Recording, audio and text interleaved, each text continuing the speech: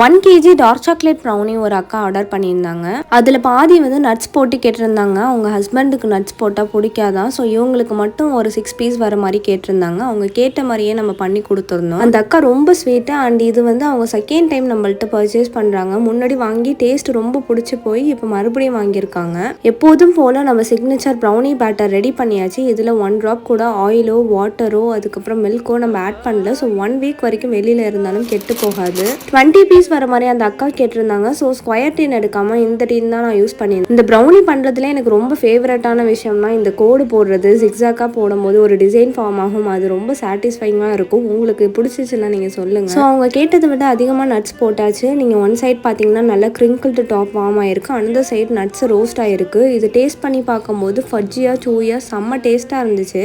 எனக்கு 1 பீஸ் எப்பொழுதும் போட கிடச்சிச்சு. ப்ரௌனி ஆர்டர் பண்ண ஸ்க்ரீனில் தெரிய வாட்ஸ்அப்பில் டிஎம் பண்ணுங்கள். தமிழ்நாடு லெவல் ஃப்ரீ ஷிப்பிங் தான்.